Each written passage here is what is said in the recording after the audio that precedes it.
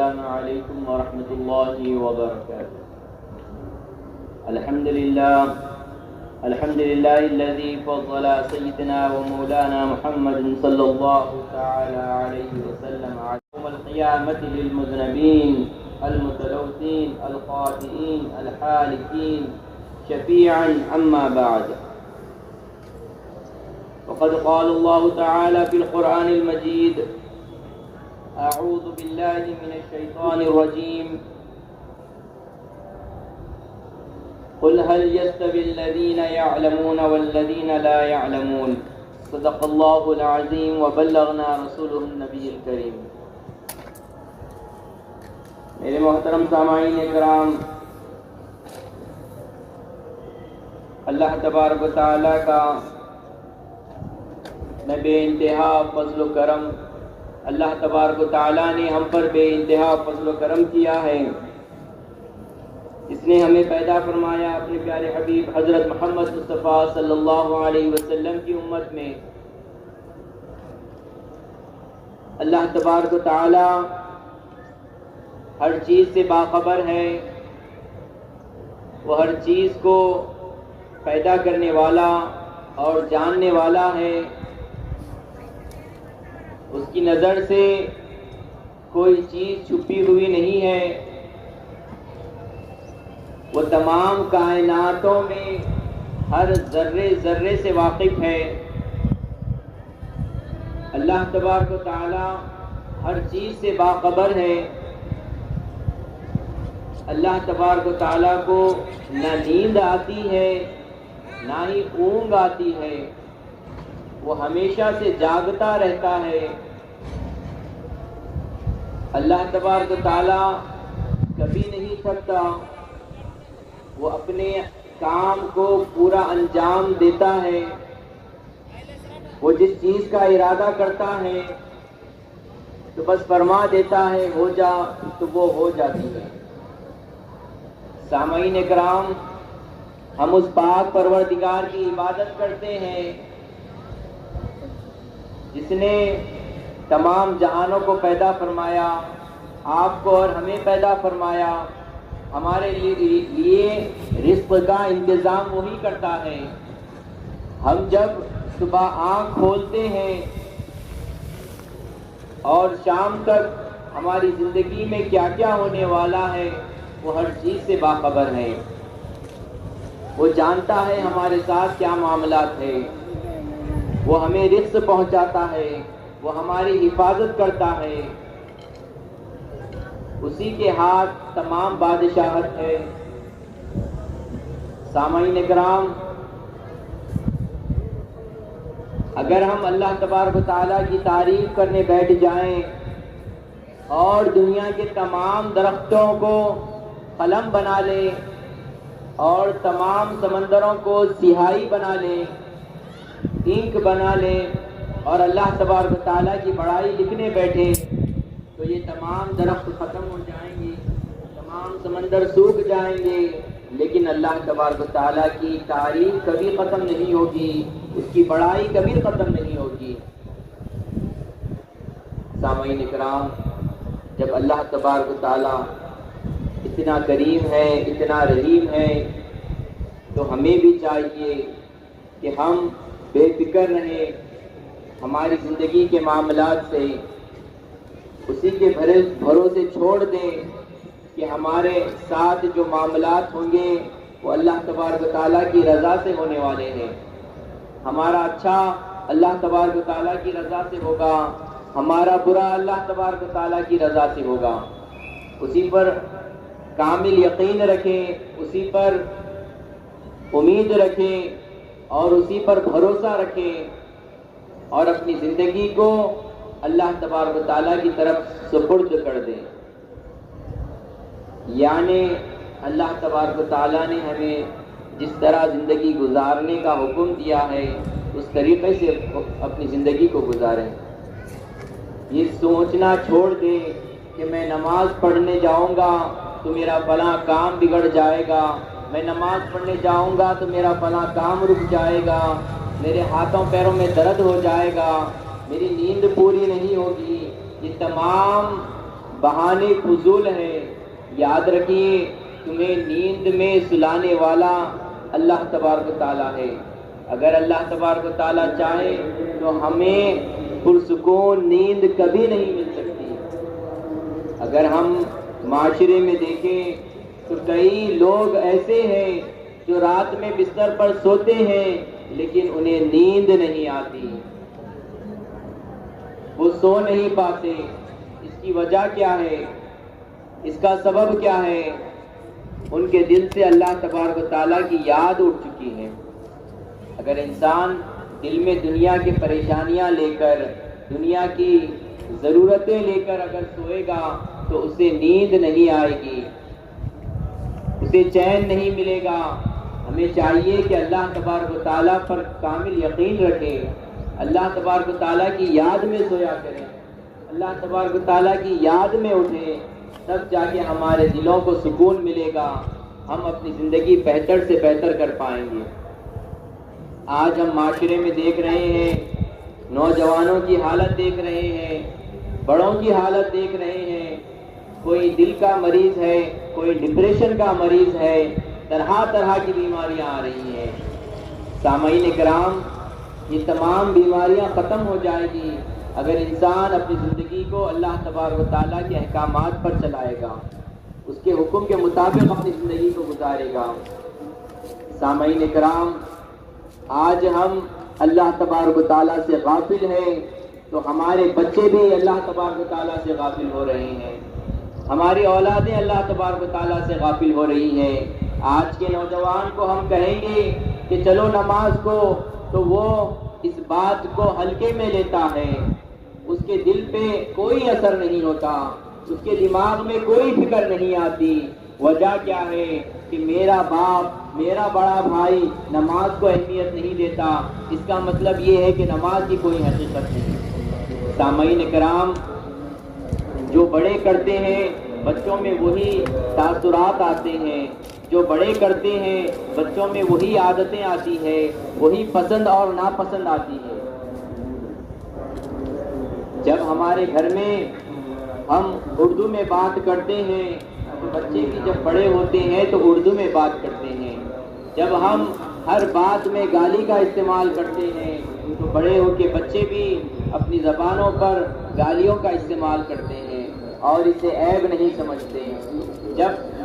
جس گھر میں گھر کے بڑے نماز کے لیے جاتے ہیں تو ان کی اولادیں بھی ان کے پیچھے پیچھے نماز کے لیے آتی ہیں، ان کے چھوٹے بھائی نماز کے لیے آتے ہیں. سامعین کرام، ہمیں چاہیے کہ ہم پہلے عمل کریں، پھر بعد میں بچوں کو نصیحت کریں. نصیحت کرنے کی ضرورت ہی نہیں پڑے گی جب ہمارا کردار، جب ہمارے اعمال، جب ہماری زندگی گزارنے کا طریقہ اللہ تبارک و تعالیٰ کے طریقے پر ہوگا. آج بچے علم سے محروم ہیں. وجہ کیا ہے؟ کہ بڑے علم کی اہمیت کو معمولی سمجھتے ہیں. سامعین کرام، علم کی بڑی حقیقت ہے. ہمیں چاہیے کہ ہم علم دین سیکھیں اور دوسروں کو بھی سکھائیں. علم سیکھنا ہر مسلمان مرد اور عورت پر فرض ہے. طلب العلم فریضۃ علی کل مسلم و مسلمہ. سرکار مدینہ صلی اللہ علیہ وسلم کا ارشاد ہے کہ علم دین کا حاصل کرنا ہر مسلمان مرد اور عورت پر فرض ہے. سامعین کرام، جو عالم ہوتا ہے، جو علم سیکھتا ہے، جو طالب علم ہوتا ہے، سرکار دو عالم صلی اللہ علیہ وسلم کا ارشاد صلی اللہ علیہ وسلم فرماتے ہیں کہ کل قیامت کے دن اللہ تعالی عبادت کرنے والوں اور جہاد کرنے والوں کو حکم دے گا کہ جنت میں داخل ہو جاؤ. اس وقت عالم دین عرض کریں گے، یعنی جو علم سیکھنے والے ہیں وہ عرض کریں گے، اے پروردگار، یہ لوگ ہمارے علم کے طفیل جہاد کیے، ہمارے علم کے صدقے عبادت کیے. اللہ تبارک و تعالیٰ ارشاد فرمائے گا کہ تم میرے نزدیک، میرے پاس فرشتوں کے مثل ہو. آج تم شفاعت کرو، تمہاری شفاعت قبول کی جائے گی. بس علماء کرام بہت سے لوگوں کو سفارش کر کے جنت میں لے جائیں گے. جب ہم بچوں کو حافظ قرآن بناتے ہیں، عالم دین بناتے ہیں، تب اللہ تبارک و تعالیٰ انہیں قیامت کے دن روک لے گا، جنت میں جانے سے روک لے گا، اور تمام جہادوں کو بھیج دے گا، ذکر کرنے والوں کو بھیج دے گا، عبادت کرنے والوں کو بھیج دے گا، اور عالموں کو روک لے گا، جو حافظ قرآن ہوں گے، جو عالم دین ہوں گے، روک لے گا اور فرمائے گا کہ تم صرف جنت میں تمہیں نہیں جانا ہے، ساتھ ہی ساتھ تمہیں اپنے دوست احباب کو لے جانا ہے، اپنے ماں باپ کو لے جانا ہے، تم جسے چاہو اسے اپنے ساتھ جنت میں لے جاؤ۔ یہ سفارش اللہ تبارک و تعالیٰ سے ہمیں ملے گی کہ ہم اپنے ماں باپ کو بھی جنت میں ساتھ لے جائیں گے۔ اگر اللہ تبارک و تعالیٰ ہمارے ماں باپ کو دوزخ کے لیے لکھ دیا ہوگا تو ہم جب عالم دین بنیں گے، حافظ قرآن بنیں گے، تو اللہ تبارک و تعالیٰ سے ہمیں سفارش کرنے کے لیے ملے گا کہ اللہ تبارک و تعالیٰ میرے ماں باپ کو دوزخ سے نکال کر جنت میں لے جانے دو۔ جب اللہ تبارک و تعالیٰ ہمیں اختیار دے گا کہ ہم جسے چاہے اسے جنت میں لے جا سکیں۔ سامعین کرام، ہمیں سوچنا چاہیے، ہمارے وہ اعمال نہیں ہیں، ہمارے پاس وہ اذکار نہیں ہیں، وہ نمازیں نہیں ہیں جس کی بدولت ہم اللہ تبارک و تعالیٰ سے جنت طلب کر سکیں۔ اللہ تبارک و تعالیٰ ہمیں موقع دیا ہے، یہ ہمارے لیے سہولت دیا ہے کہ تم اپنی اولادوں کو نیک تربیت دو، اپنی اولادوں کو عالم دین بناؤ، حافظ قرآن بناؤ، یہ تمہاری سفارش کریں گے۔ جب ہم قبر میں چلے جائیں گے، ہمیں دفنا کر ہر کوئی اپنی اپنی زندگی میں مشغول ہو جائے گا، جب صرف ہمارے اعمال ہمارے ساتھ ہوں گے۔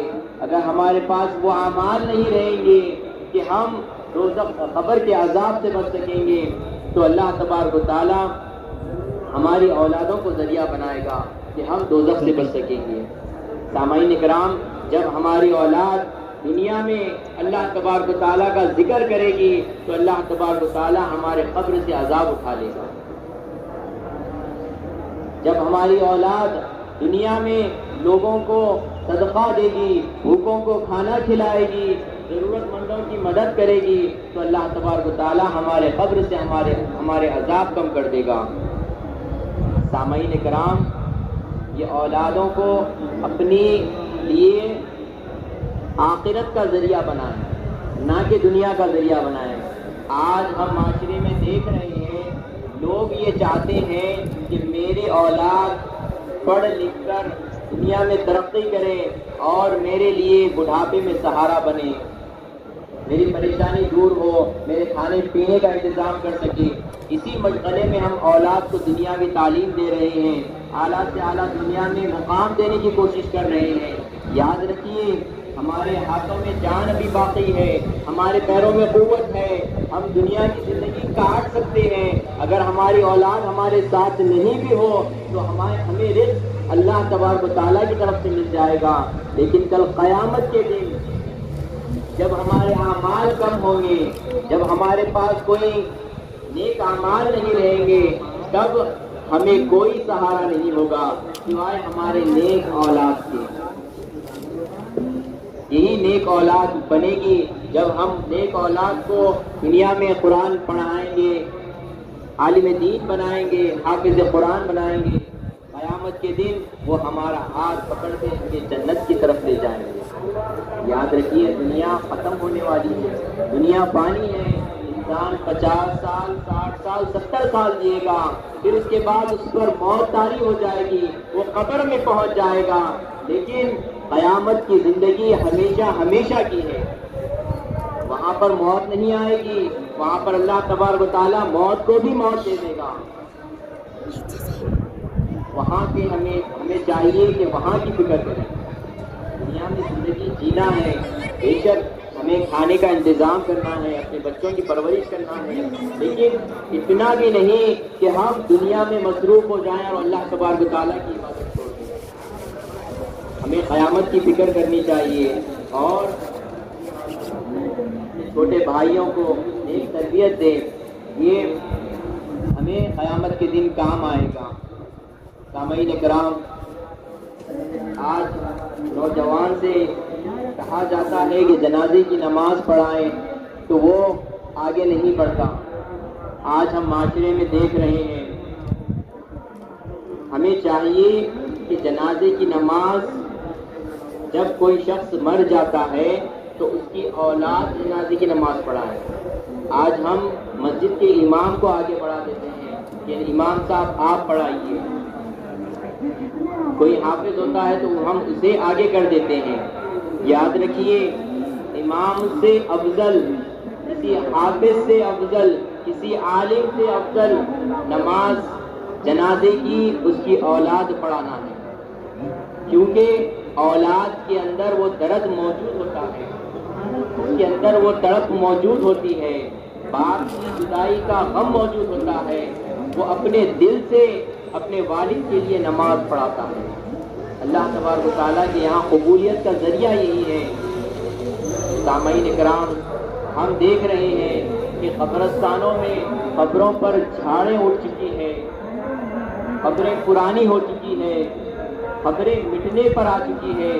جوان اولاد ہے لیکن قبرستان نہیں جاتی. وجہ کیا ہے؟ یہی کہ ہم نے انہیں علم دین نہیں سکھایا، آخرت کی یاد نہیں دلائی، اسلام کا طریقہ نہیں بتایا. یہی وجہ ہے کہ آج نوجوان بڑوں کو گالی دیتا ہے، ماں باپ پر ہاتھ اٹھاتا ہے، اپنے ماں باپ کو گھر سے باہر ڈھکل دیتا ہے. وجہ صرف بیوی کی ناراضگی کی وجہ سے. سامعین اکرام، پھر ہم بڑھاپے میں کوستے ہیں کہ میری اولاد میرا ساتھ نہیں دے رہی، میں نے اسے پالا پوسا، آج وہ میرے ساتھ نہیں ہے، وہ بگڑ چکی ہے، فلاں فلاں ہم بددعائیں دیتے ہیں. لیکن یہ نہیں سوچتے کہ کاش میں نے اپنی اولاد کو نیک تربیت دی ہوتی، میں نے اسے اگر اسلام کا طریقہ بتایا ہوتا، اللہ تبارک و تعالیٰ کا اس کے دل میں ڈر ڈالا ہوتا، تو آج وہ اللہ تبارک و تعالیٰ کے خوف سے مجھے اپنے پاس رکھتا، میری خدمت کرتا، میری پرورش، میرے لیے کھانے کے یا میرے دوا کا انتظام کرتا. سامعین اکرام، ہمیں چاہیے کہ ہم اپنے بچوں کو نیک تربیت دیں اور انہیں علم دین سکھائیں اور ان کو نمازوں کا طریقہ بتائیں. آج ہم مسجد کے امام کے اوپر چھوڑ دیتے ہیں کہ امام صاحب بتا دیں گے. بچے سے کبھی اٹھ کر نہیں پوچھتے کہ بیٹا سورہ فاتحہ سناؤ، بیٹا تشہد سناؤ، بیٹا درود ابراہیم سناؤ، بیٹا نماز کا طریقہ بتاؤ. آج کوئی ماں باپ نہیں پوچھ رہے. آج ماں باپ یہی پوچھتے ہیں کہ انگلش کی یہ پویم سنا دو، یہ پہاڑا سنا دو، یہ ٹیبل سنا دو. سامعین اکرام، ہم بچوں کو کس طرف لے جا رہے ہیں ذرا غور کریں اور اپنے بھی اعمال کا جائزہ لے اور اپنی اولاد کے بھی اعمال کا جائزہ لے. اللہ تبارک و تعالیٰ سے دعا ہے اللہ تبارک و تعالیٰ کہنے سننے سے زیادہ عمل کرنے کی توفیق عطا فرمائے.